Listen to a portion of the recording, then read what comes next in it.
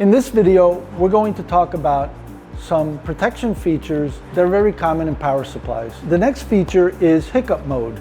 Hiccup mode can actually be very helpful if you have multiple output loads connected to one single output of a power supply. So in case there would be a short circuit on one of those outputs, the power supply would actually go in what's called a hiccup mode. And what hiccup mode does is when a power supply reaches a specific set point, it would actually shut down, but then try to restart. And if the condition is still there, it will shut down and restart. And this pulsing action would actually happen indefinitely until you clear the short circuit and reset the system.